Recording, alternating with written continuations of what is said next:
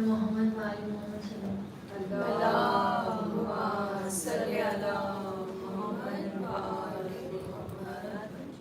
Taajile Zuhur Imam Zamana Bulantar salawat. Allahumma salli ala Muhammad wa ali Muhammad.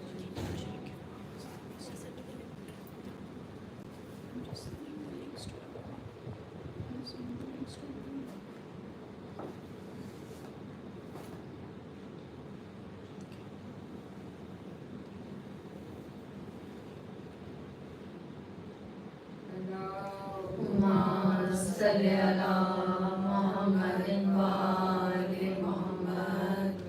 Allahumma salli ala Muhammadin wa ali Muhammad.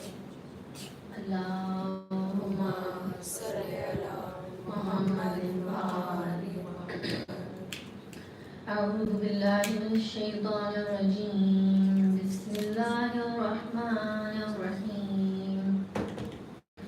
Alhamdulillahi Rabbil Alameen. Wassalatu wassalamu ala ashrafil anbiya'i wal mursaleen.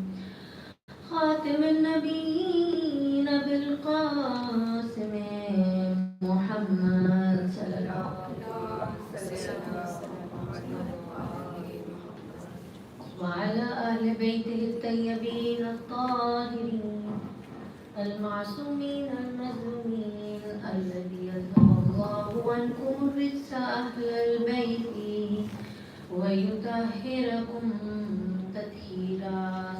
اللهم صل على محمد وآل محمد.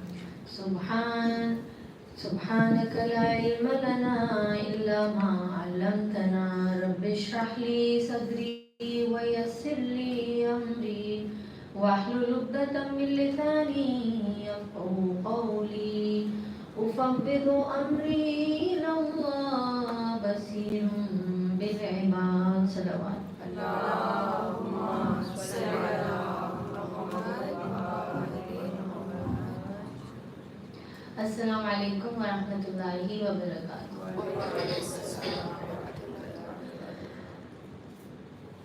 So, final conclusive session for this series into understanding desire as a way to Allah subhanahu wa ta'ala. Because Allah subhanahu wa ta'ala says, I created everything for you and I created you for me.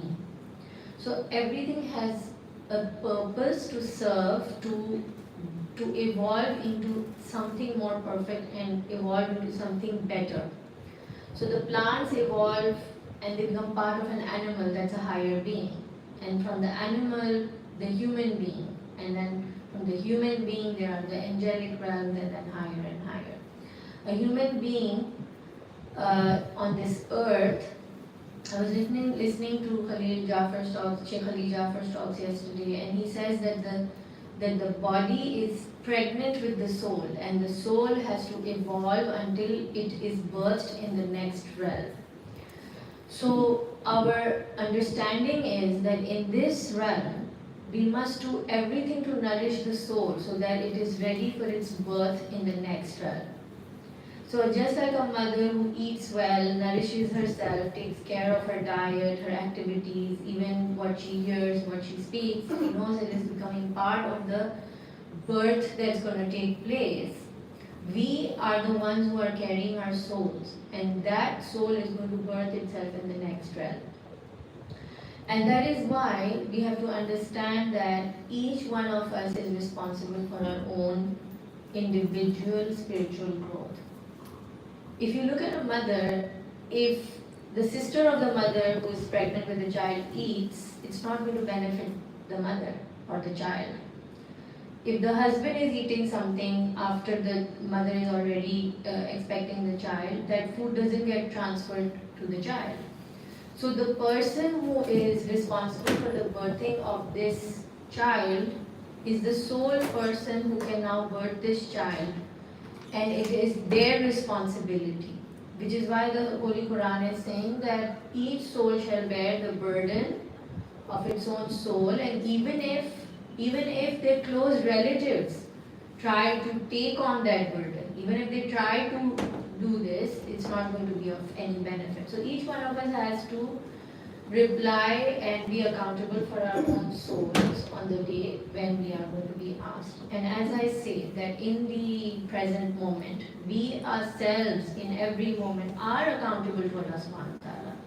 Every moment of a muttaqi, the real definition of taqwa is to be God-wary, to be in a presence, in a sacred presence where we understand that there is God with me and in this moment right now, and I'm constantly accountable to Allah subhanahu wa ta'ala in every moment, which is why Allah subhanahu wa ta'ala says, Huwa ma'akum aina ma kuntum. Wherever you are, I am with you. Right? Allah subhanahu wa ta'ala is closer to us than the jugular vein. Right? Mar'i wal qalbi. Allah is the one who is between you and your qalb, between you and your heart. That is the proximity of Allah subhanahu wa ta'ala. So that accountability is not just afterward, it is here and now. And the Holy Prophet said to die before you die. Imam Muhammad Baqir alayhi salam says, Allahumma salli ala Muhammadin wa ali Muhammad. This world is like a dream, and when you will die, it will feel like you woke up. So death is going to be an awakening. But the Prophet is advising, die before you die. Awaken before your bodily realm is over. So in this kind of journey and test, who can we rely on for our guidance? Who is that ultimate qutub, that ultimate support system that we can say, oh, I want to rely on this? The only one we can rely on is the one who is perfect, who is complete, who is whole, who is Allah subhanahu wa ta'ala himself. So our Imams have taught us to pray to Allah subhanahu wa ta'ala, and in one of the du'as, we hear these names of Allah. O Sufficer, O Healer, Ya Kafi, Ya Shafi, O Fulfiller, Ya Wafi, O Fulfiller of Promises, O Deliverer, Ya Wafi, Ya Mu'afi, Ya Mubdilo, O Changer of Times, Ya Mubdila Zaman, the one who changes times. Ya Qabil al-Qurban, O acceptor of sacrifice. Ya Malja Kulle Tarid, O refuge of all outcasts. Who are outcasts? People who are alone, people who have been thrown out, people who are exiled, people who are ostracized. Rasulullah's Sahabi, if I'm not wrong, Abu Dhar Wafali, Amari Yasir, I think that was Amari Yasir. He was, after the demise of the Prophet, Hazrat Bilal and these one or two Sahaba, they left. They left Medina and they left Makkah, and they were not part of the main crowds. Because the way things were unfolding after the Holy Prophet was very painful. There was a lot of turbulence, there was a lot of chaos, there was a lot of events that were not amicable. So a lot of them left and a lot of them were told to leave. So the situation after the Holy Prophet did deteriorate a lot. The situation for the family of the Prophet did become very difficult. But Imam Ali taught us through his actions to be in patience. That you will be alone in the path of truth. That is why Imam Hussain alayhi salam says that when you will be on the right path, you will realize that the truth will be alone. Imam Hussain says that whenever the truth is alone, remember me. Because he was also left alone with his truth. But those who fight for the truth, who stand with the truth, Allah doesn't leave them because Allah is Al-Haq. Al-Haqqu ma'al Ali wa Aliyu ma'al Haq. And at some point, the followers of Imam Ali became the criterion of truth. Because those who were siding with the very few, with the very little community that was fighting for the truth, it became the criteria of truth. However, we have to be mindful that the outer numbers don't define right and wrong. And we see that again and again. As the Shian Ali, as the ones who love Imam Ali, we know the atrocities that the Ahlul went through. And as a consequence, we understand that numbers don't define the truth. So we continue with a few more verses of this dua. O refuge of all outcasts, outcasts alone, unique, ahad. O retreat of all persecuted ones, Ya Mawa Kulla Sharid, Ya Radda Ma Qad Faad, that restored that which has been lost. O you who are not confused by a multiplicity of voices.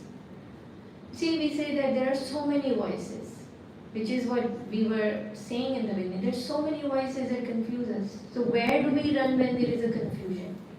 Where do we go to seek truth? Where do we go to find the khalis, the hulus, the sincerity, where we can truly be guided? Ihdina sirat al-mustaqim. When there are so many noises, where do we find the voice of truth? We go back to Allah subhanahu wa ta'ala, the one who is pure and one.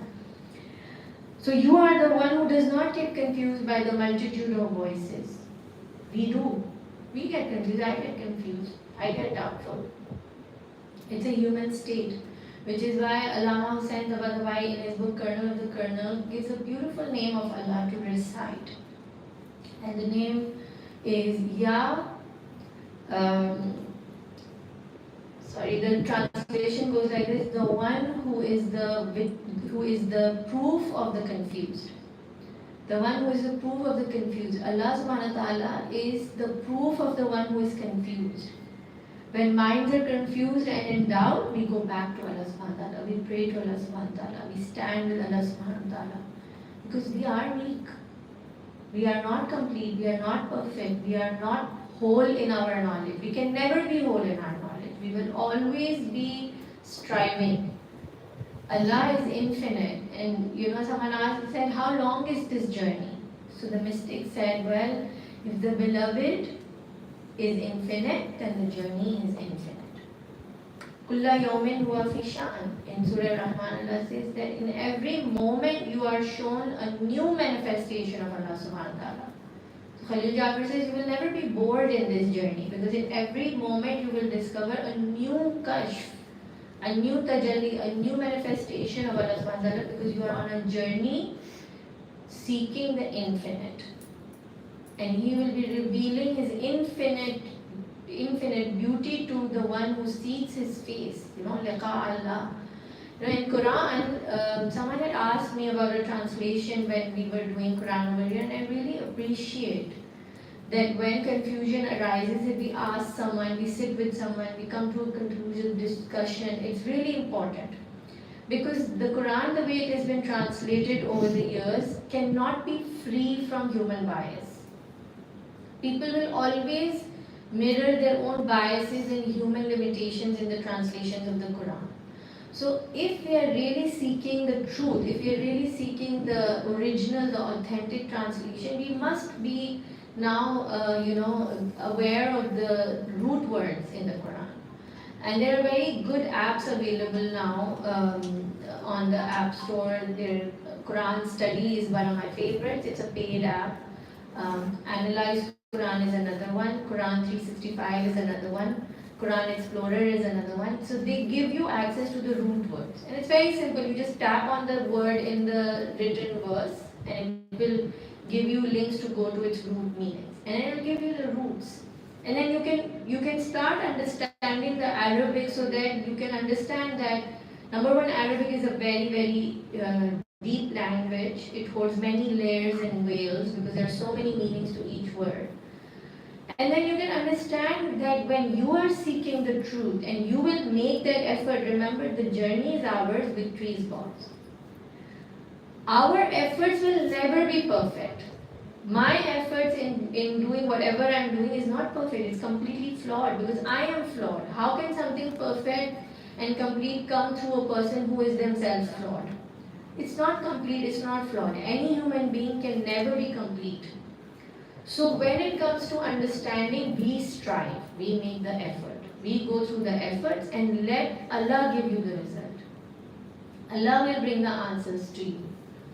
And we learn this through the progeny of the Prophet and himself, that there is a constant conversation with Allah subhanahu wa ta'ala. Saifai Sajjadiya, as I had mentioned earlier, is a beautiful narration of the du'as of Imam Sajjad, the fourth Imam, Ali Zain Labdeen alayhi salam. Allahumma salli ala Muhammadin wa ali Muhammad. And we see that he is directly in conversation with Allah subhanahu wa ta'ala. He's constantly praising the Prophet and his family, and he's constantly talking to Allah directly. Saying, oh Allah, I falter, I make mistakes because I'm a human, I'm gonna falter. These are his words. Yes, we believe in the beauty and the purity of the Aimma. Nonetheless, no one is as perfect as God. And in front of God, everyone is going to be imperfect. So Imam is coming with that humility and he's saying, oh Allah, I make mistakes because I have faith in your trust, I have a confidence in your love, I have a confidence in your support. So you hold me and you carry me through my trials and confusions and disturbances. When thoughts get stuck in our minds and we can't get rid of them, when they disturb us constantly, we seek refuge with Allah subhanahu wa ta'ala. So the dua continues and says, O liberator of all prisoners. I think the biggest prison that we live in is our own. The prison of our thoughts, the prison of our minds, the prison of our confusions and doubts, of our habits. A lot of times we can see our bad habits and we can't get rid. There was something that I was struggling with and I couldn't work on it. I wasn't getting any results. And when I was really disheartened, what I started doing is that every time I had a thought about it, I would pray to Allah. Allah, I can't do it, can you help me? And to some people it might look lazy, that okay, khud to kuch kar nahi rahe, bas Allah ko bol rahe, please help me. But every human being is a witness to themselves. Nafsihi basira. Every human being, every nafs is a witness to itself. We know ourselves better than anyone else. We know how much we are trying. We have no right to tell anyone that you're being lazy, you haven't put in enough effort. I mean, yes, we as mothers, we guide our children, we know their potentials. In physical things, yes. Even in spiritual things, when it comes to training, yes. But we can't judge people on their journey as such, because everyone is aware of their own trials. Some people may not be doing a lot of things on the outside physically, but on the inside they may have reached a proximity to Allah we don't know, we are not aware of. So we are the ones who know ourselves. We know how far we have tried and how much we are struggling with something. So every day I just prayed to Allah. Every day I just told Allah, Allah, I'm struggling, I can't do this. Allah, I'm struggling, I can't. Can you please help me? Can you please help me? Can you please help me? And one day, from somewhere, there was a inner verve, inner passion, inner energy, like an opening of an energy within that enabled me to do the work I needed to do. And in that moment too, I knew it wasn't mine. It's never ours. It was Him who chose the time that this is not okay for you right now, so it didn't happen. And when the time was right, Allah opened the doors and it happened. So this is how we keep going back to Allah subhanahu wa ta'ala in our complete utter helplessness and humility. And we keep asking Allah to guide us, to help us, because there is no one more knowledgeable, wise and perfect than Allah subhanahu wa ta'ala to look perfect.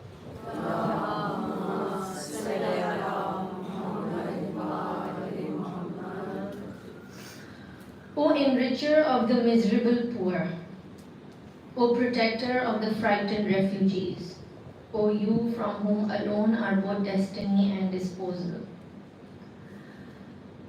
O you from whom all difficult things are simple, for whom all difficult things are simple and easy, O you that you do not need any explanation. So Dr. Wayne Dyer says that when you desire something, go to Allah subhanahu wa ta'ala, go to God, go to the ultimate power, the creator, the opener, the Fattah, the one who can open all doors, right? You go to that power and then you don't worry about how things will happen. You don't have to worry about how it will happen, what will be the cause and effect and cause and effect and cause and effect, which is what we started talking from the first talk, that we are not supposed to decide that this will happen, the boss will be happy with me, I will do well on this project, then he will like me, then he will get me, I will get in his good books, then when the next time there's an opening for a position or a promotion, then he will give me a promotion, and then I will get money, and then I can buy something. Then I can buy my own house. These are all us creating causes and effects. For Allah, there is no how. For Allah, it's kun fayakun. Nothing is impossible. So when you seek directly from the source, right? We say, Ya ayyuhal antumul fuqara. Hum log to faqir hain. We are the fuqara. My teacher is here. Can we have a durood? Allahumma salli ala Muhammadin wa ali Muhammad. And it's so beautiful how I am saying this verse, which is her favorite verse, and it is what I've learned from her. And she says, कोई फकीर किसी फकीर से कभी कुछ मांग सकता है. I learned this from her. We are fuqara in the eyes of Allah. So we cannot ask anything. We cannot ask anything from the ones who have been given by God. When we do wasila, again the source is Allah subhanahu wa ta'ala. Yes, we are seeking through His loved ones. In modern terms, these beautiful people, the Aimat Tahirin, they are those purified bodies, they are those purified vessels and souls who can channel everything so beautifully and purely because they are absent of themselves.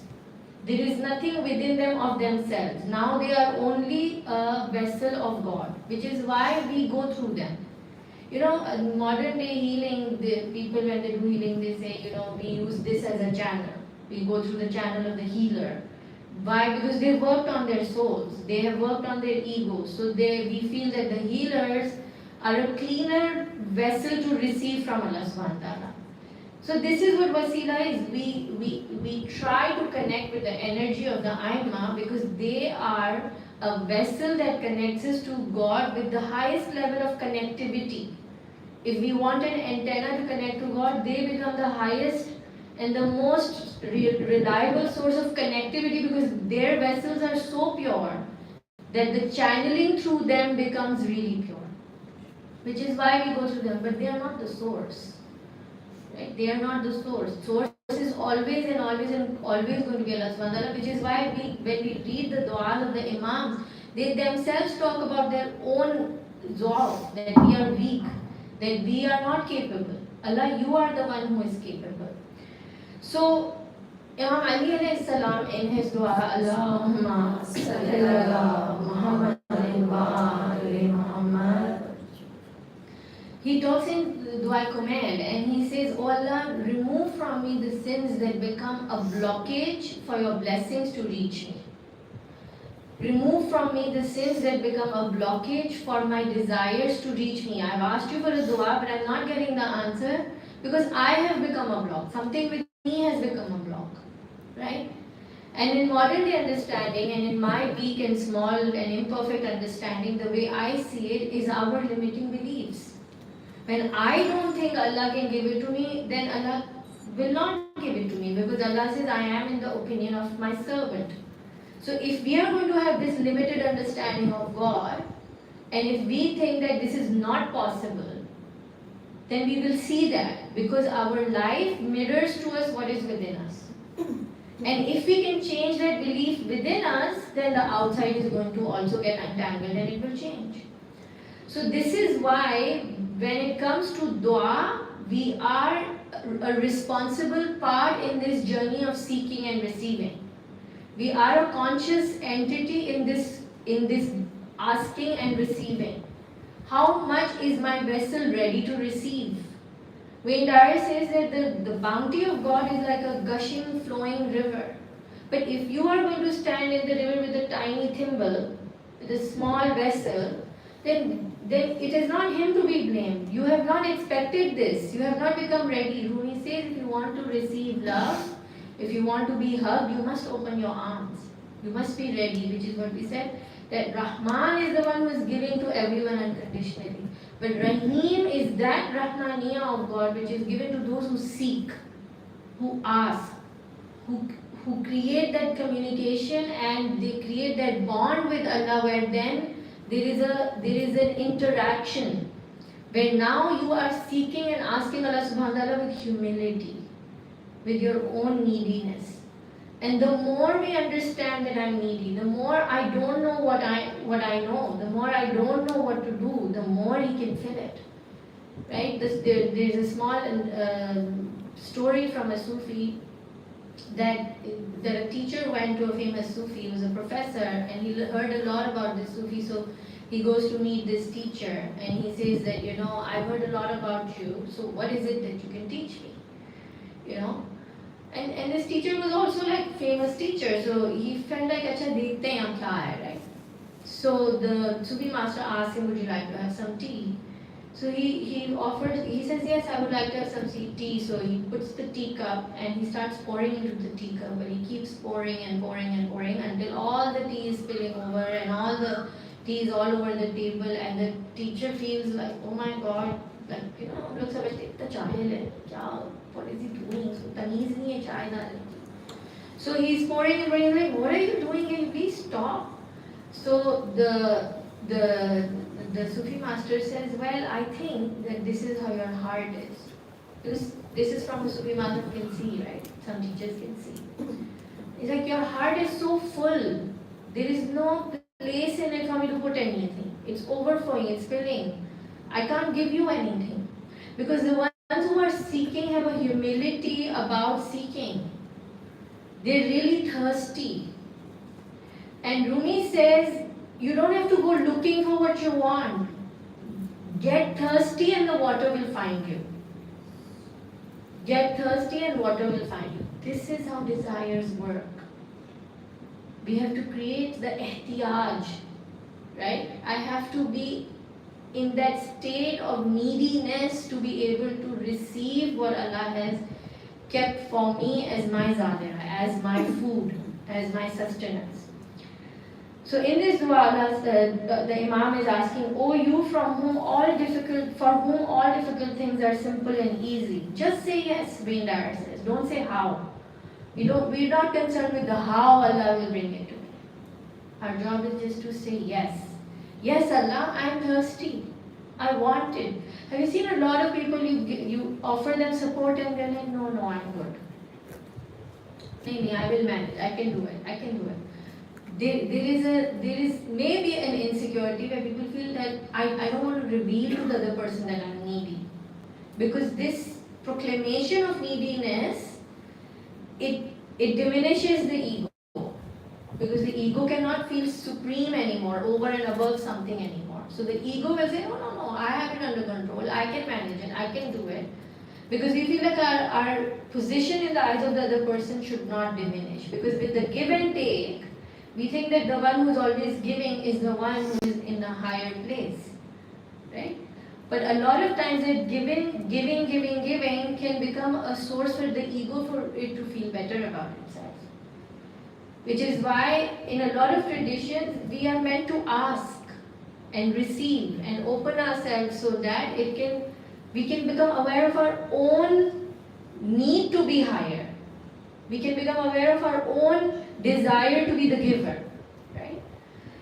So again, giving is great. देने वाला हाथ लेने वाले हाथ से बेहतर है, ये हदीस है. But what is the intention? Right? The Prophet said your intention has to be better than your action. So then we say that for Allah everything is easy, for whom everything is simple and easy. You, O you who does not need any explanation. आपको कुछ चाहिए ना, अल्लाह को आपको समझाना नहीं पड़ेगा.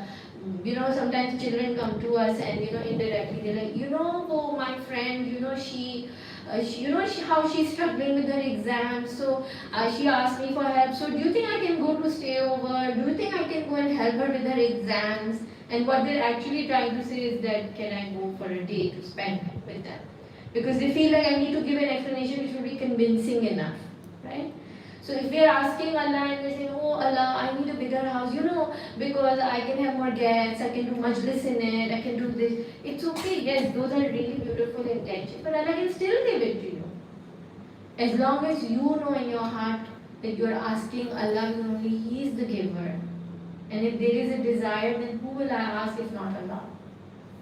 So with the stages of purification, we reach Allah subhanahu wa ta'ala through our desires, with our humility, with our neediness. O supporter of those who has no support. O guarantor of those who have no guarantee. You know, when we go to the bank and we ask for a loan, they need a guarantee. So here is a source of giving. Allah is that source of giving who needs no guarantee. He needs no leverage. He needs no documentation. You don't have to explain yourself to him. You can just ask. All you need is confidence in Allah. All you need is to believe that it is easy for Allah. Allah says, Allahu waliyul ladina amanu. Allah is the wali of those who believe in Him. It's belief is your only requirement when it comes to asking from Allah. O you that makes breeze blow, the one that cleaveth the daybreak. Cleaveth the day, the cleaving of the daybreak. जो अंधेरे के बीच में से piercing light निकलती है. The fajr, the dawn, the opening, the awakening. So when we're asking for these prayers, we're not just asking for an outer light in our lives where we feel things are difficult. Not just that, but the inner one. And when it comes to desire, I had promised, and hence I wanted to keep my promise. I had said that I will talk a little bit about the law of attraction and manifestation, because it's a very big hype, and a lot of people feel like, is it Islamic? Is it not? Because, you know, I also refer to it sometimes. People come to me and they ask me about a lot of things. Is it Islamic or not? You know, like energy healing, like Reiki, like hypnosis, like law of attraction, manifestation, meditation. These are all very modern phenomena, right? So the Prophet has said that ilm momin ki miras hai. It is an inheritance of the moment. Take it from wherever you get it, right? Take it from wherever you get it. Now, you are taking knowledge from everywhere, but you want to make sure that you are safe in that knowledge, whatever you're using. And there is just one principle. Whatever benefit you are deriving from any kind of knowledge, it has to be attributed to God only, to Allah subhanahu wa ta'ala. That it is from Him, and He is the one who imparts any good. All good is from God. So when it comes to Reiki, when I do Reiki, I take Allah's names, I recite surahs of the Quran, I recite Azkar from the Quran, and I believe it's the nur of Allah, it's the light of God that is healing. And we are nobody, we have nothing of our own. So if anyone attributes it to themselves, that this is mine and I am doing this, then that is not correct. Whether even if they're Muslim and they're saying, okay, you know, I'm doing this healing and it's coming from me and there's a light with it, no, na'udzubillah, that is not okay. That is shirk. Because the source is only Allah. Allahu nuru samawati wal ard. Allah is the light of the heavens and the earth. He is the one who gives the healing through a doctor, through a surgeon, through a dermatologist, through a gynecologist, through a neurologist, through a nephrologist. All of them are just means. In the same way, a Reiki healer is not a healer on their own. They are just a vessel. When we meditate, are we connecting to Allah? When we are doing Reiki, are we believing it is a healing coming from Allah? Whenever we are doing whatever modality, and you know, some Western healers, they use names of angels. Yes, there are angels. Angels are named in the Quran. Allah brings us a lot of good through the angels, because angels are just agencies that bring good to us and who are in obedience to Allah, who are making things work. Like, sometimes I wonder if gravity is an angel, because gravity cannot be seen. And gravity is in obedience to God since beginning till now. It doesn't go against God's will. It's an energy that is serving as God's agency. It is doing some work for God. It is serving humanity like the angels who bowed down to the Adam, right? So Allah is saying, I created everything for you, but you must come to me. So all of these agencies, all of them have to go back to the source, which is Allah subhanahu wa ta'ala. And then if we are going to do anything, read anything, we are going to associate all the knowledge, all the good, all the healing, everything back to one source, Allah subhanahu wa ta'ala. Then it makes sense that it is correct. It is a knowledge that has come only from Allah subhanahu wa ta'ala, because Rumi says the lamps are different but the light is the same. Right? There is no source There is no source of sanctity, of sacredness, of goodness, of knowledge, of light other than Allah subhanahu wa ta'ala. Allah says, if you can try, escape my kingdom. We can't escape his kingdom. No matter what university we go, whatever course we take, whoever we go to, it is always coming from Allah subhanahu wa ta'ala.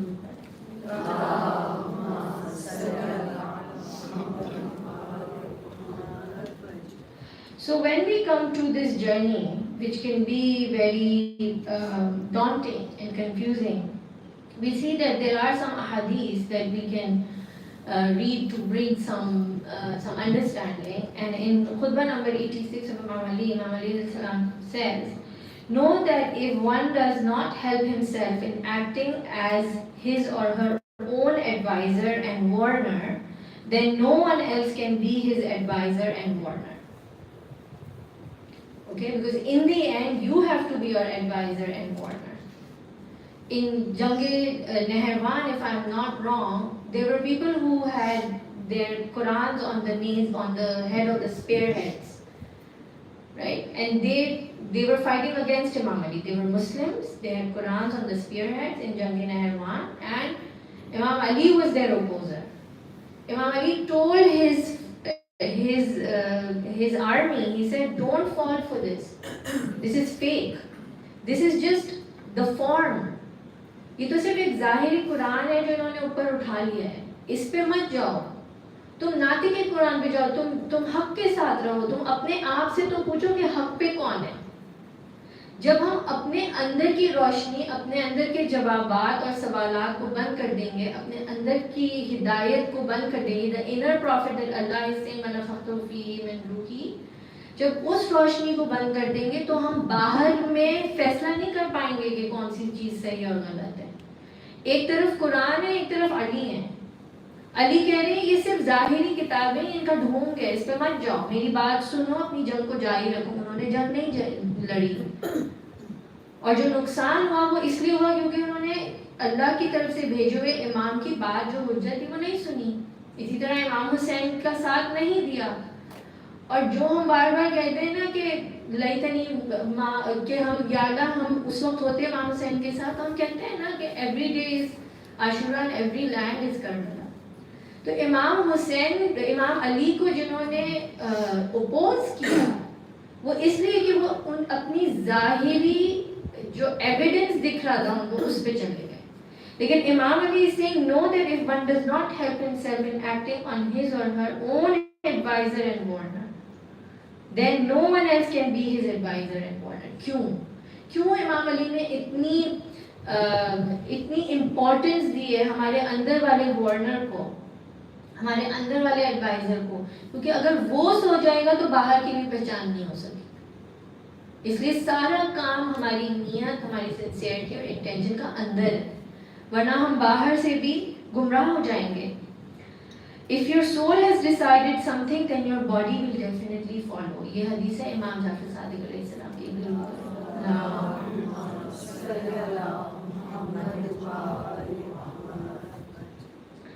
And then there are these sayings again from Sermon 86 of Imam Ali. Place someone from your nafs on your own nafs as an observer and take something from this world for your hereafter. اپنے ہی نفس کے اندر آپ دیکھیں گے تو you will see that you can be an observer to yourself. Right? There is something which can observe you. کبھی کبھی ہم بولتے ہیں نا کہ ایسا لگ رہا تھا جیسے میں اپنے ہی آپ کو دیکھ رہی تھی. کبھی کبھی ہم اپنی میموریز کو اگر ٹٹولیں گے نا تو آپ دیکھیں گے کہ کچھ میموریز ایسے آتی ہیں جیسے it's a video of you doing something. Because there is a part of us which is an observer. We need to empower that nafs within the nafs which can be an observer over us.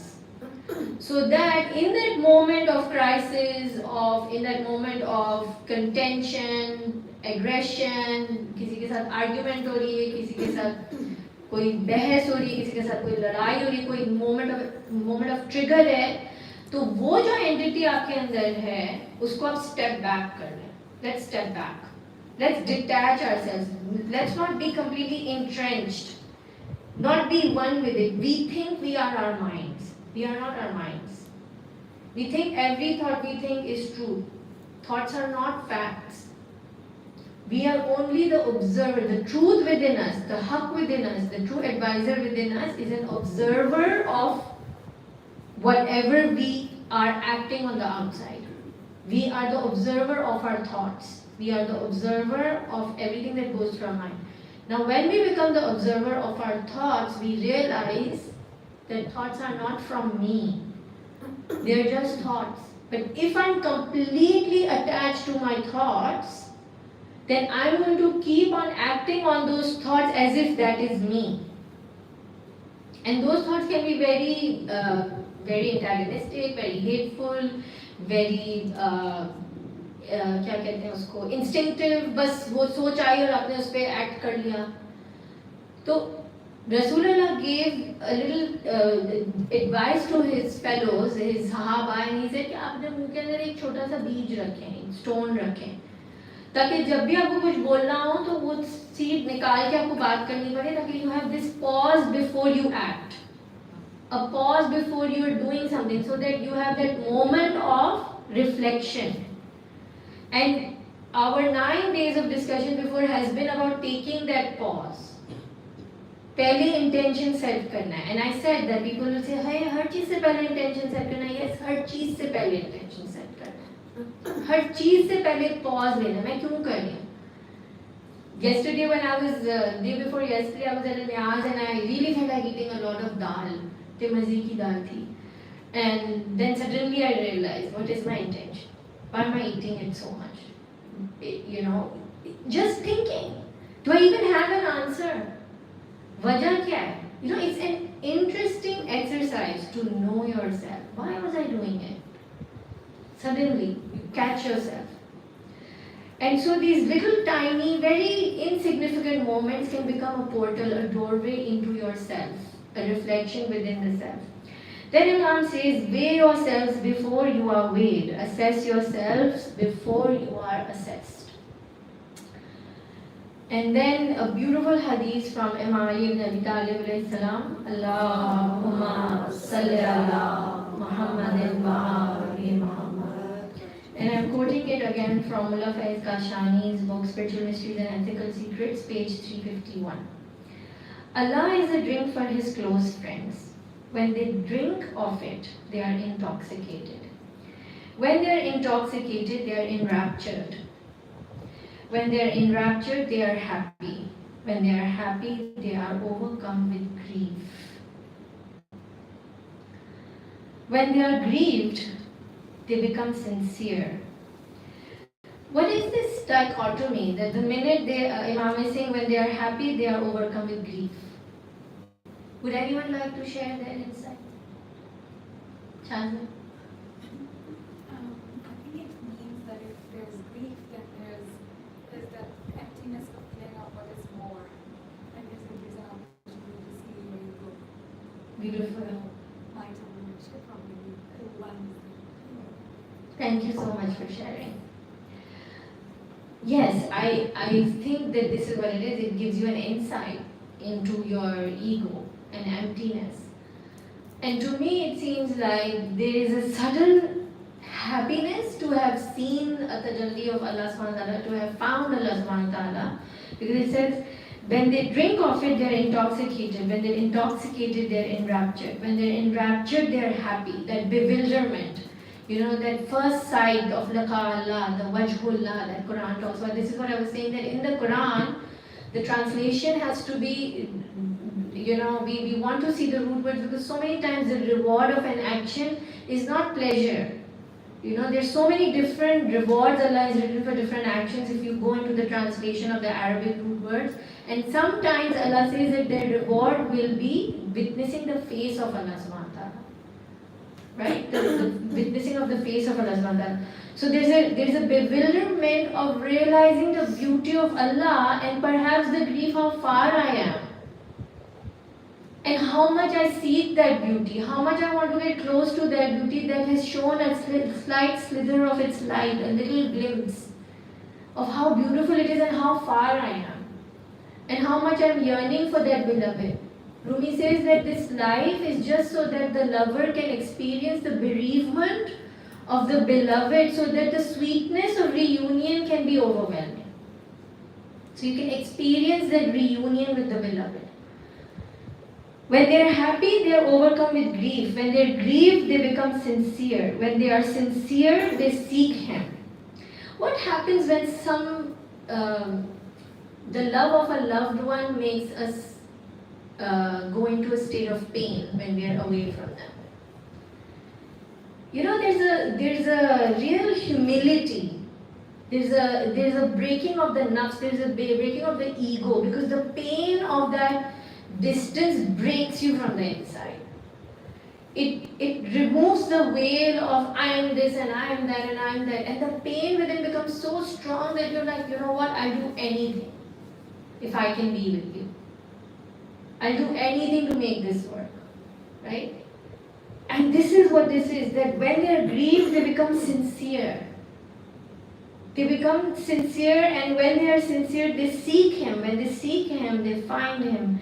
When they find Him, they reach Him. And when they reach Him, they connect with Him so that there is no distance between them and their beloved. So Allah subhanahu wa ta'ala in Hadith al-Qudsi also says to us that the one who yearns for me will find me. वो कहते हैं ना, बचपन में मुझे अपनी अम्मी मुझे कहती थी, बेटा ढूंढने से तो खुदा भी मिल जाता है. वाकई में कितने लोग हैं जिन्होंने लिखे हैं, सैर व सुलूक लिखे हैं, जिसमें वो इस जर्नी को डॉक्यूमेंट करते हैं. इमाम अली खुद कहते हैं ना, मैंने ऐसे खुदा की इबादत की नहीं जिसको मैंने देखा ना हो, कि वो हर चीज़ से पहले और हर चीज़ के बाद है, हर चीज़ के अंदर और हर चीज़ के बाहर है, यहाँ तक कि वो उसके बाहर तो है लेकिन उसकी डिस्टेंस में नहीं है. यानी I was talking about it with my kids, and one of my kids said, so Mama, basically God cannot make sense. And I said, yes, for the brain Allah will never make sense. But when Allah clicks in the heart, no one can take that away from you. When it clicks in the heart, no one can take that faith away from you. So yes, brain is not the God device, the heart is the God device. So when we seek God, we find God. When we find Allah subhanahu wa ta'ala says, when you find me, then you will like me. When you will like me, you will fall in love with me. When you will fall in love with me, I will also fall in love with you. And when I will fall in love with you, I will kill you. And people say, कितनी dramatic poetry है ना. This love has that passion. When I will fall in love with you, I will kill you. But when I will kill you, I will have to give diyat in return. And as diyat, I will give myself to you in Guru's presence.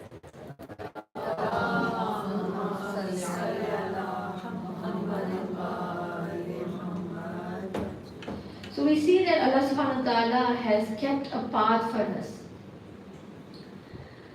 And Allah subhanahu wa ta'ala has shown us the light, and now it is our work with dua and dawa together. We've asked for tawfiq to take this journey, and just a little bit into what I had said, I would talk about the idea of law of attraction.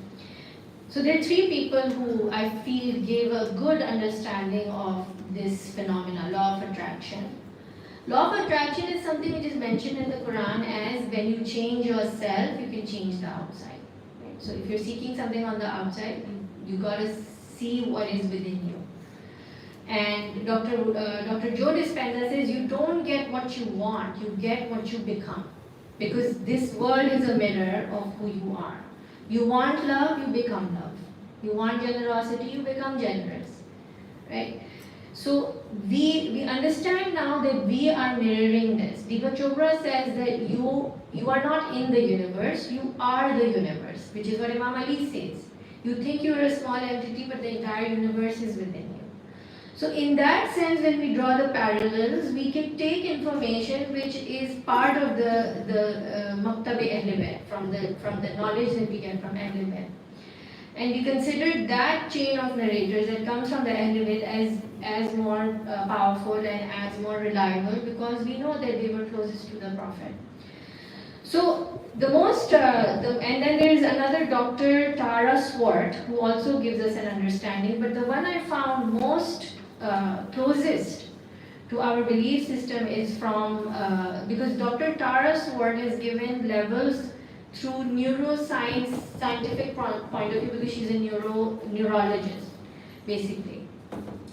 But what Oprah says is that she says that, I'm just trying to find it.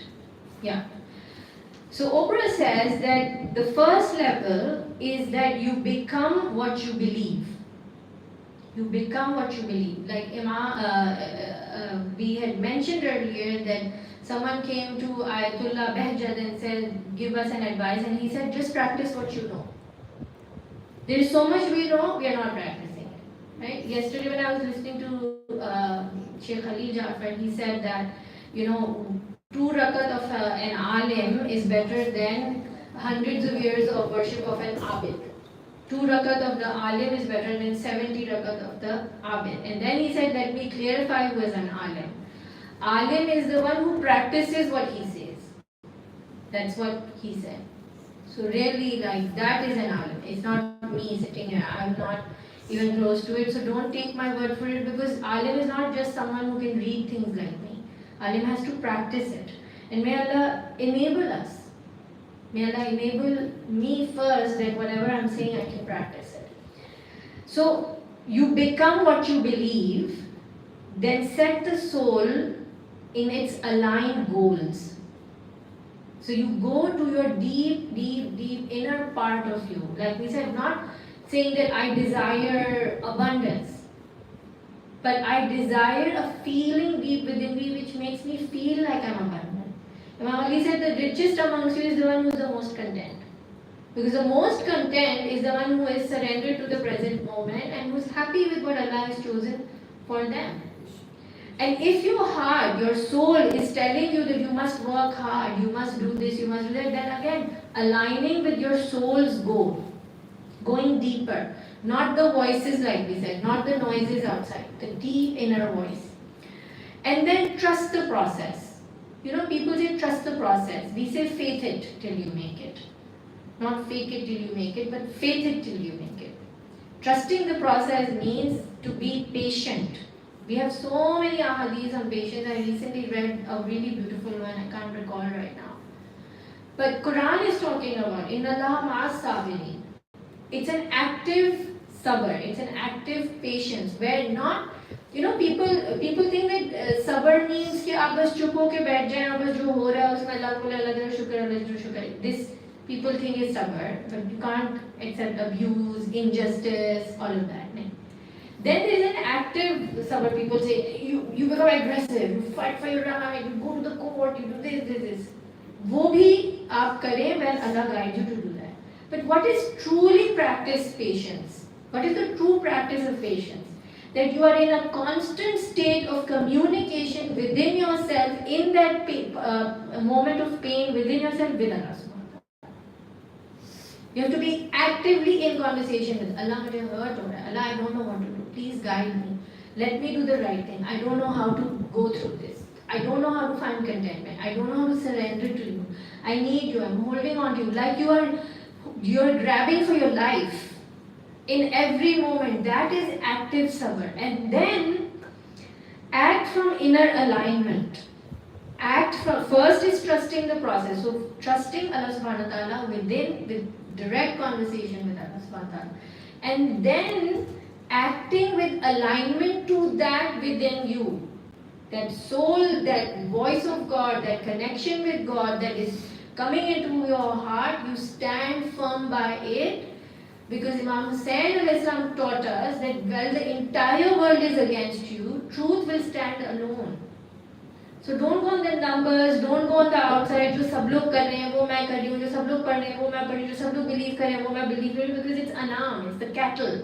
It's a herd mentality. Allah is saying, no, each one of you is unique in its own unique path, and you will find yourself alone in your path, which is why you will need me all the time.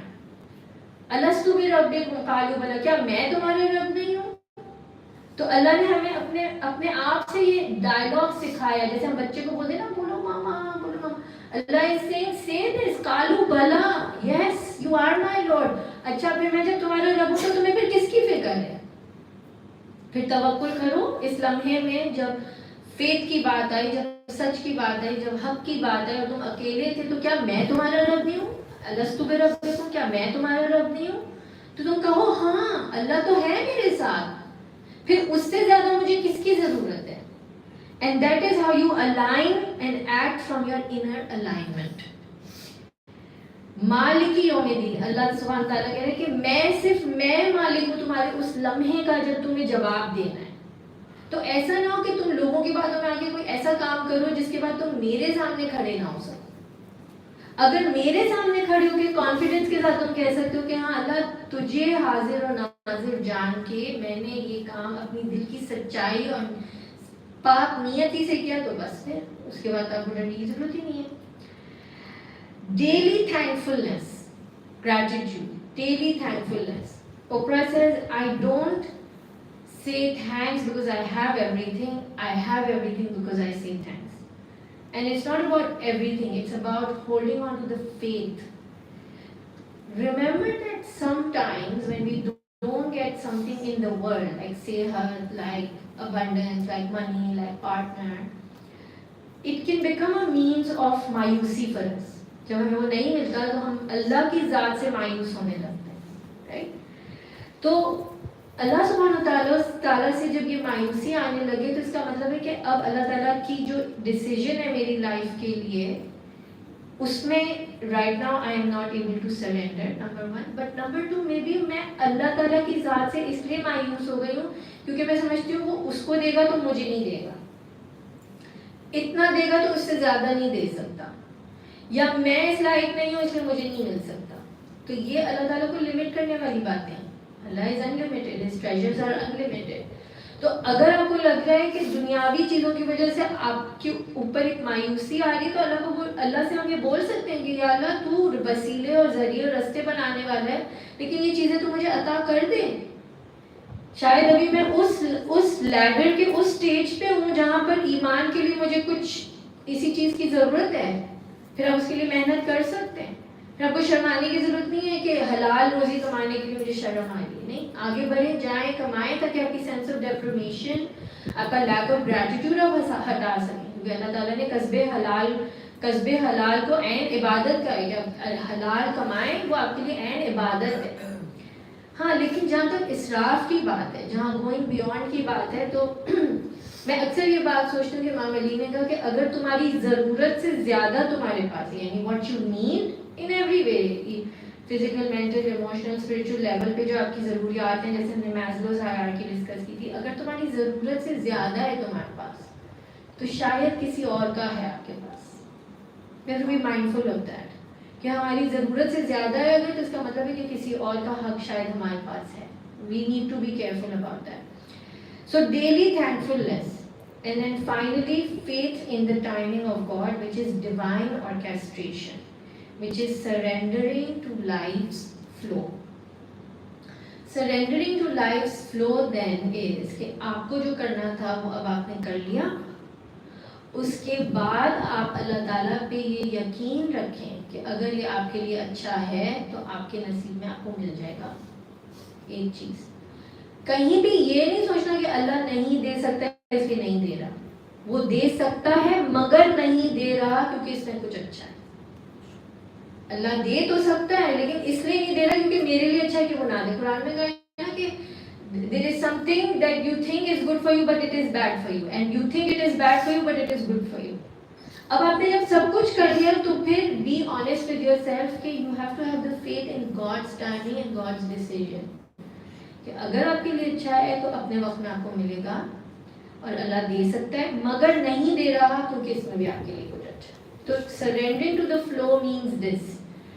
And then اللہ میں اتنی محنت کروں, میں اپنے civil کو align کروں, میں نیت صاف کروں, میں ایکشن کروں, میں فیتھ کروں, میں تھینکفلنس کروں, اور پھر ایسا ہو کہ شاید تو نہ دے, اور میں تو دل ٹوٹ جائے گا, یہ تو بہت مشکل ہے, پھر میں ناراض ہو جاؤں گے. ہم ایسے سوچتے ہیں نا. پھر بہت سارے لوگ دعا بھی نہیں مانگتے جب اتنی محنت کر لیتے ہیں.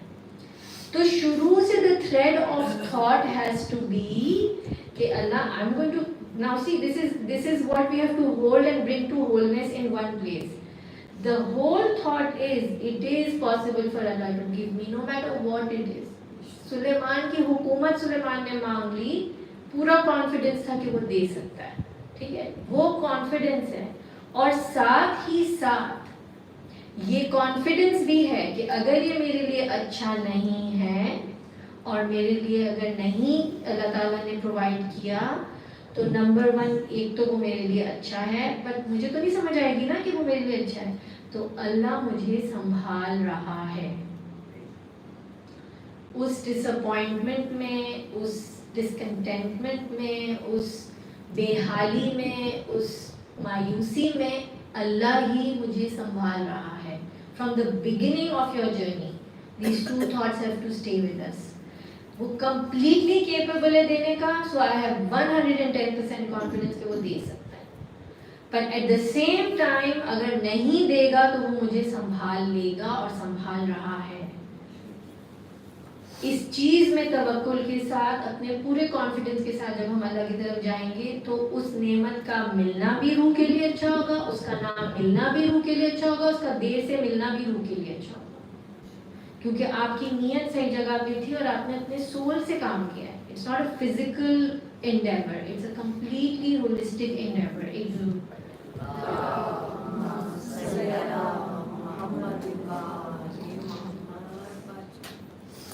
तो यहाँ पर हम अपनी इस गुफ्तगू को फिलहाल अख्ताम पर पहुँचाते हैं, जबकि हमारे ताहिरीन के मकतब में इसका एक बहुत वसी पहलू है जो हमने शायद टच भी नहीं किया. There is a lot to deal and study and go into detail with. लेकिन इसकी सबसे खूबसूरत मिसाल, इस तवक्कुल की सबसे खूबसूरत मिसाल करबला में हमें बीबी ज़ैनब के मुंह से सुनाई देती. बीबी ज़ैनब ने यजीद के दरबार में खड़े होकर वो लम्हा जब यजीद ने इमाम हुसैन के कटे हुए सर की बेहुरमती की और छड़ी को फिराया और कहा कि देखो ये तुम्हारे अल्लाह ने क्या किया तुम्हारे भाई के साथ. Can you believe the trigger, the emotion, the aggression that it could have erupted within Zainab for the brother, जिसके लिए उनके शादी में ये कंडीशन रखी गई कि अब्दुल्ला आप मेरी बेटी को, ज़ैनब को इमाम अली ने कहा हुसैन से जुदा मत करिएगा, ये उनके बगैर नहीं रह पाएंगी. वो भाई जिसका हर कदम पे ज़ैनब ने हर लिहाज से साथ भी दिया और हद से ज्यादा मोहब्बत की, उस ज़ैनब के भाई के कटे हुए सर की जब बेहुरमती हुई, तो ज़ैनब का ईमान और ज़ैनब का यकीन और ज़ैनब का कनेक्शन खुदा के साथ कैसा होगा कि उस लम्हे में विद कंप्लीट कंपोजर बीबी ज़ैनब ने कहा मा रईतु इल्ला Jamila, I have not seen anything but beauty. Zainab, मैं आपसे पूछूंगी कि शाम गरीबा में जब सकीना गुम गई थी और आप ये परेशान हो गए कि भाई की दी हुई अमानत कहाँ चली गई, और आपने सकीना को हुसैन के उस सीने पर पाया जहाँ पर सर रखने की जगह नहीं थी, क्योंकि तीरों की इतनी कसरत थी कि ना तो वो ज़ीन पर थे ना ज़मीन पर थे. ज़ैनब, आपने सकीना के छिपते हुए कान देखे, आपने उसके चेहरे पे तमाचों के निशान देखे. बीबी, आज शाम गरीबा के बाद हमारी तो आवाज़ें भी नहीं निकल रही, हम तो सुबह उठ भी नहीं पा रहे, लेकिन बीबी आपका इम्तिहान तो आज शुरू हुआ.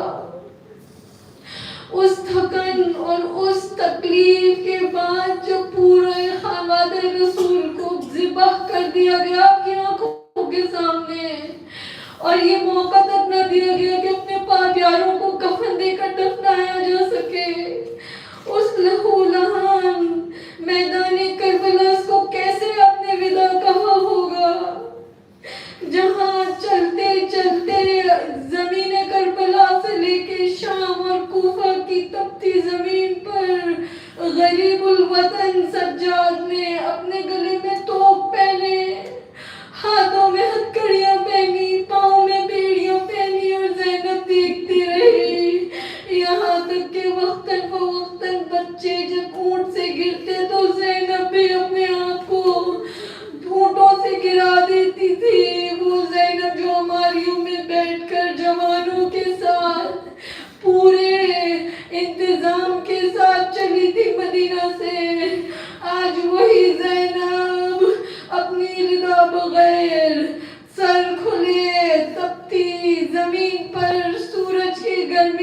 اپنے بچوں کے لیے پانی بچاتی جاتی ہے، یہاں تک کہ زینب کو اللہ تعالیٰ نے وہ ذریعہ بنایا کہ زینب کی وجہ سے وہ جنگ کربلا جو اسی میدان میں دب کے دفن ہو جاتی، پوری عالم اسلام اور پوری دنیا تک وہ پیغام پہنچانے والی زینب، جس نے پوری جرت کے ساتھ علی کے لہجے میں سارے کوفیوں کے سامنے ایسے خطبے دیے کہ زینب ایسا لگتا نہیں کہ کوفے میں اب علی موجود نہیں، ہاں یہاں پر زینب علی کے لہجے میں خطبے دے رہی ہیں۔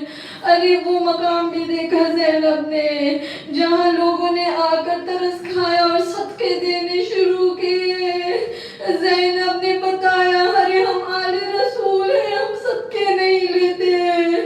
وہاں ہند کو پتہ چلا کہ یہ تو میری بیوی زینب ہے جو مدینے کی شہزادی تھی۔ ارے یہ کیسا وقت آ گیا اہل بیت پر کہ اب نہ زمین ہے نہ آسمان ہے، اہل بیت کے اوپر کوئی آرام نہیں ہے، بچے بلک بلک کر گرتے ہیں، کئیوں کی قبریں رستوں میں ہمیں ملتی ہیں، یہاں تک کہ شام کے زندان میں زینب نے انا للہ و انا الیہ راجعون کہا۔ زینب نے پانی نہیں پیا، کھانا نہیں کھایا کہ بھائی کی امانت بچ جائے، لیکن ایک رات جب سکینہ کی آواز بند ہوئی تو ایسا لگا کہ سجاد اور زینب کے دل بند ہو گئے۔ ارے سکینہ تو میرے بھائی کی امانت تھی، لیکن ہاں انا للہ و انا الیہ راجعون، سب کچھ خدا کی ہے نعمت اور ہر چیز کو خدا کی طرف واپس جانا ہے۔ الا لعنۃ اللہ القوم الظالمین سيعلم الذین أي منقلب ينقلبون۔ پروردگار ہم تیری کس کس نعمت کا شکر ادا فرمائیں کہ زینب نے تو قید میں، زینب نے تو کربلا میں بھی تیرا شکر ادا کیا۔ پروردگار ہماری نظریں جھک جاتی ہیں، پروردگار ہمارے دلوں میں ایمان کی وہ طاقت کو جگا دے جس کے ذریعے ہم لقاء اللہ کو حاصل کر سکیں۔ پروردگار ہمیں توفیق دے کہ ہم اپنی نیتوں کو پاک کر سکیں۔ پروردگار ہمیں توفیق دے کہ یہ الفاظ ہمارے دل میں اس طرح سے جذب ہو جائیں کہ وہ ہمارے کردار کا حصہ بن سکیں۔ پروردگار ہماری کوتاہیوں کو معاف کرنا۔ اس تمام سیریز آف لیکچرز میں جو بھی غلطیاں ہوئی وہ میری غلطیاں ہیں، پروردگار ان غلطیوں کو معاف کرنا، ان کو درگزر کرنا۔ اگر اس کے ذریعے کسی کی بھی دل آزاری ہوئی ہے تو میں ان سے معافی مانگتی ہوں۔ پروردگار تو ہماری نیتوں کو جانتا ہے، ہمیں رائے حق اور سیدھے رستے اور صراط مستقیم پر رہنے کی توفیق عطا فرما، اس کو پہچاننے کی توفیق عطا فرما، حق کا ساتھ دینے کی توفیق عطا فرما۔ پروردگار جب ہمارا وقت آئے اس سے پہلے ہمارے دلوں کو صاف ستھرا کر کے قلب سلیم بنا دے۔ پروردگار ہمیں رسوا نہ کرنا، ہمیں اپنے مقربون، اوصیاء، اولیاء، ائمہ کے قریب رکھنا۔ پروردگار ظہور امام زمانہ میں تاجیل عطا فرما۔ ماتم حسین